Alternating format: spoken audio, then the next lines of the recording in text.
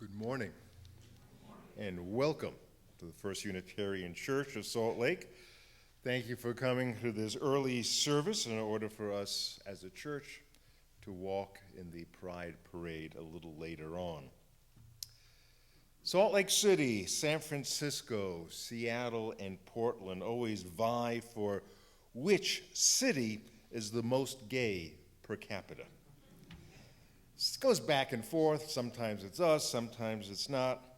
But when it is us, it seems to surprise everybody around the country who have certain stereotype impressions of Salt Lake City, which get shattered when they read the statistics. Sometimes other cities take the lead, but right now, because there are different kind of categories for evaluating this, in 2015, Salt Lake City is the #1 city in the nation for the most gay couples with children. Does that sound like Salt Lake or what? You know, of course, with the kids. And of course, our Sunday school could only stand to benefit from that. This congregation holds on to an important vision, a religious community providing faith in the holiness and goodness of life, a religious community that rekindles the flame of hope, a religious community committed to justice for everyone, a religious community that offers prophecy and power. Let this vision guide us with strong resolve into the future.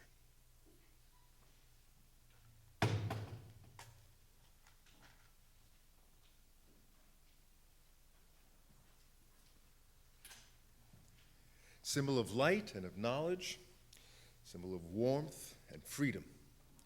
We light this chalice as a symbol of our faith. Here we gather to celebrate hope and the infinite possibilities of love.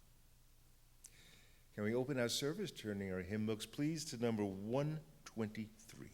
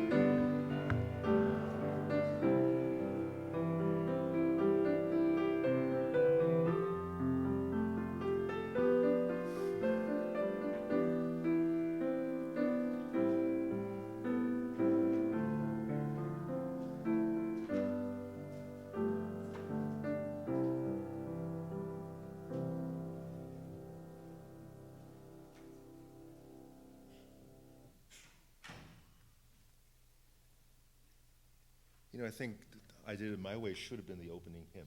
That would have been so much better. For our time of reflection and prayer, I've chosen these words by Dick Gilbert.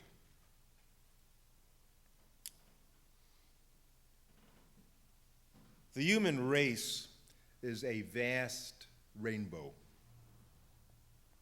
Gay, straight, transgender, white, black, red, yellow, brown.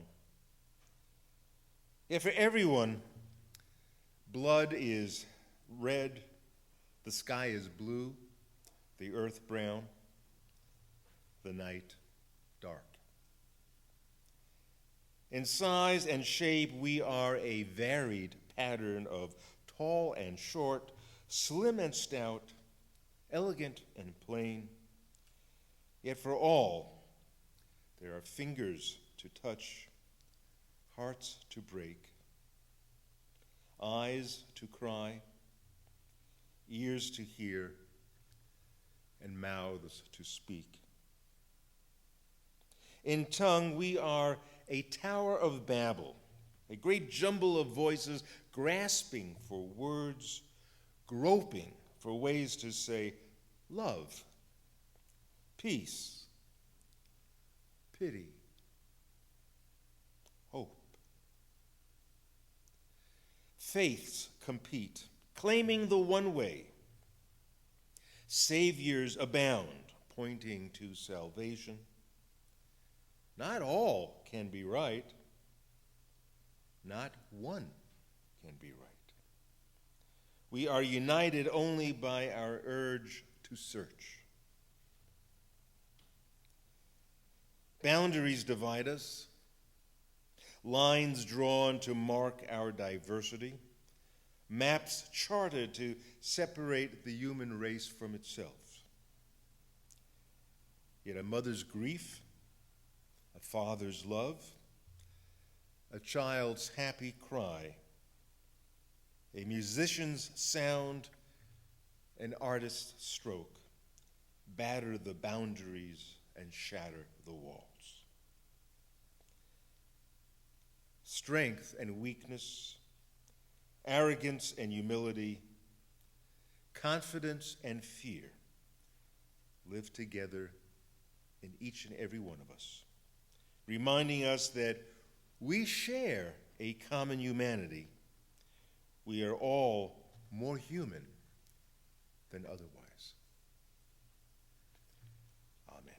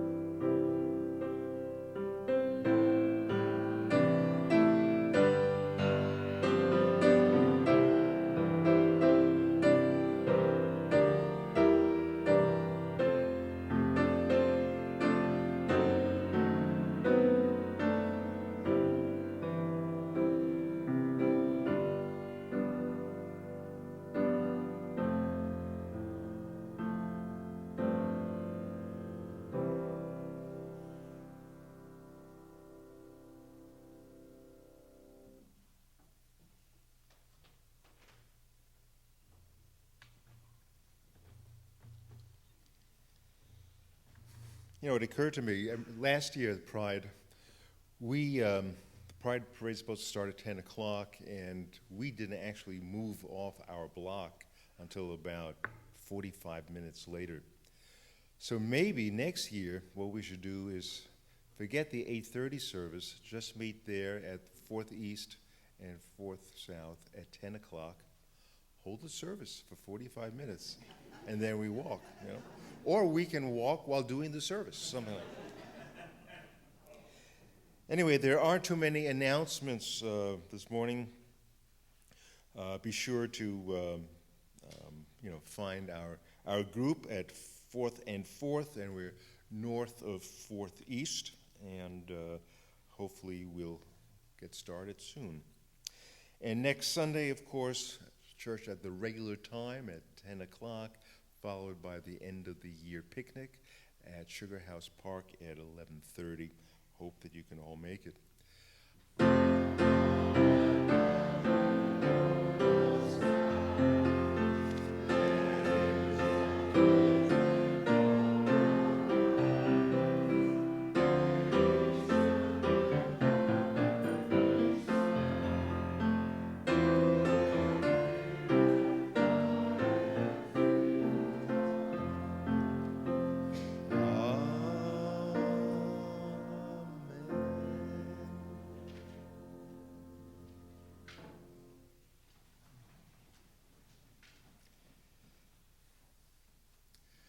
Well, I don't think that Caitlyn Jenner will adorn a Wheaties cereal box real soon, like Bruce Jenner did in 1976.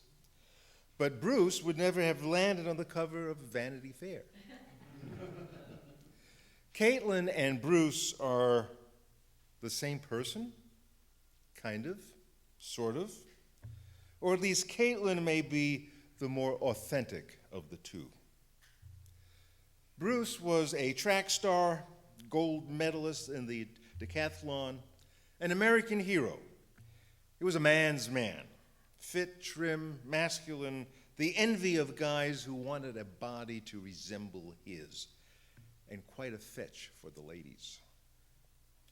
Caitlyn Jenner, stunningly beautiful, may well save countless lives by publicly sharing her extraordinary transgender journey. Jenner is now a role model, not like in the old days when Jenner inspired young athletes to train hard and persevere, but now as a celebrity, helping to educate the world on transgender issues, mostly the hostility and discrimination they face. Caitlyn has support from sources that would have been unimaginable a short while ago. The White House has issued supportive tweets revealing that Obama meant what he said a couple of years ago, that he was evolving on LGBTQ issues. Obama, in fact, mentioned transgender people specifically in a State of the Union address this past January. Vice President Joe Biden referred to transgender discrimination as the civil rights issue of our time. Jenner will be interviewed by Diane Sawyer for ABC News, but probably the most telling change over the years has been how families regard their own sons and daughters who have gone through the transgender experience. Caitlyn's mother, Esther, enjoyed a bit of shock value herself when she revealed that she was more proud of him now than when he won his gold medal. The transgender population faces hate crimes and discrimination at an astounding rate. 13 transgender women were murdered last year, shot, strangled, burned, and beaten. In several states, transgender people are courageously battling efforts to bar them from using public restrooms.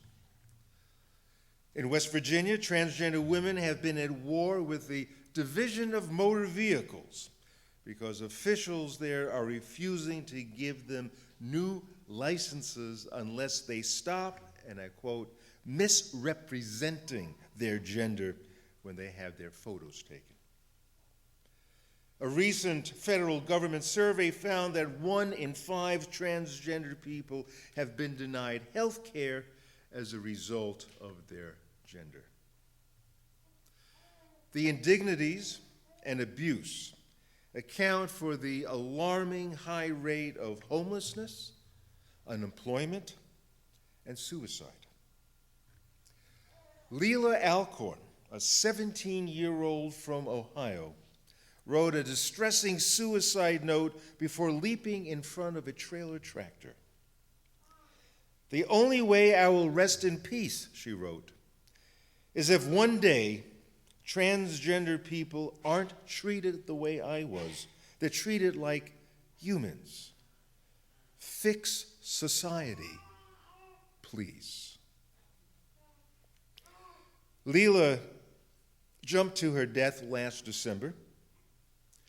6 months later, Caitlyn Jenner is celebrated on the cover of Vanity Fair. Would that have made a difference for Leila? Is this a way of, in her terms, fixing society? I don't know. Maybe it is. But I wonder more generally, are attitudes towards gays, lesbians, and transgender changing over time? For the most part, probably yes, at least for gays and lesbians. Just last week, the citizens of the predominantly Catholic nation of Ireland took matters into their own hands by voting overwhelmingly to write marriage equality into their country's constitution. Same-sex marriage is now legal in 20 countries and 37 American states. Religion is losing its stranglehold over defining the mores of society. A significant enlightenment appears to accompany the passage of time. For one thing, the understanding of sin has changed profoundly. It's hard to imagine, but contraception was once thought of as sinful as it began to be developed, but that is far from the case today among Protestants, evangelicals, and yes, even Roman Catholics. The modern world has liberated churchgoers from archaic scriptural and doctrinal teachings that make no sense anymore. People who call themselves Christians in today's world have mostly abandoned the idea that women are inferior and subordinate to men. And slavery, let us not forget, was once not even considered a sin. Our culture, once steeped in literal interpretations of the Bible, regard now the old rules and condemnations as no longer applicable for us today in the modern world. And with that enlightenment comes the realization that love, expressed among people of the same gender, is to be valued and protected the same as heterosexual love. A majority of Americans now support marriage equality, including a majority of Jews and Catholics, according to every survey that's been taken in the last while. And aside from Unitarian Universalists, the United Church of Christ, the Episcopal Church, Presbyterian Church USA have stood up against scriptural interpretations that reflect bias against same-sex relations. But, and this is huge, while gays and lesbians have achieved far-reaching legal and political victories in recent years, transgender people, who may be gay or straight, remain among our country's most marginalized people. Now, most of us know about the police raid in 1969 of the Stonewall Inn in New York City, which galvanized the gay rights movement in America. Few of us know, however, that 3 years before Stonewall, in 1966, transgender women rioted after being expelled from Compton's cafeteria in San Francisco. The restaurant had become one of the few safe havens for the city's community of transgender people who at that time were not welcome in gay bars. That same year, 1966, a physician named Harry Benjamin published The Transsexual Phenomenon, a book that outlined how transgender people could transition medically. This groundbreaking book helped fuel the fight for societal acceptance. And over the decades, the transgender movement has been part of a broader quest for equality among sexual minorities. The transgender population, in contrast to others, has faced overwhelming resentment, fear, and shunning from the public that simply cannot imagine what it is like to feel dissonance between one's gender identity and aspects of one's anatomy. Fix society was the plea from the 17-year-old who committed suicide. There are some hopeful signs, yet society has desperately needed time to grow in their understanding of transgender issues. Let me give you two examples. One, at the CIA, a young analyst who transitioned on the job in 2013 worried that coming out would end her career. She realized that fear was unfounded when colleagues at the CIA got her a gift certificate at Ann Taylor after she transitioned at work. And senior agency officials made it their mission to ensure that she could continue to thrive on the job. This stands in far contrast with the homophobic CIA of a few years ago, where gaining security clearance was impossible for anyone wearing a pink shirt. Second example, college admissions officials were totally perplexed with issues arising from this whole new landscape. Should transgender women be allowed to apply to women's colleges? If so, how far along into the transgender transition process must an applicant be to be recognized as a woman? In 2013, Smith College refused to consider the application of a transgender woman because she had not yet had gender reassignment surgery. Thus, she was unable to change the gender on her birth certificate and was denied acceptance at the college. However, starting this fall, 2015, transgender women may apply to Smith College. All they have to do is note on the application form that they are women. And furthermore, students who enroll as women and later come out as transgender men will be welcome to stay at Smith College. The president of the college, Kathleen McCartney, said that college officials began a year-long review and solicited comments from alumni, parents, faculty, and students. Of the more than 1,800 emails received, the overwhelming response was supportive of a policy that would welcome transgender women. And I just read in Friday's paper that Barnard College, another great leading women's college in this nation, will begin accepting transgender applications this fall. Time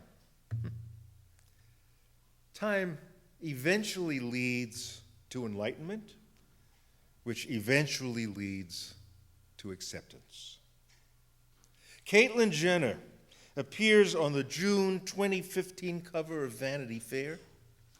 Exactly a year ago, Laverne Cox, nominated for a Primetime Emmy Award for her role in Orange is the New Black, appeared on the cover of Time magazine, the first transgender person to receive such an honor.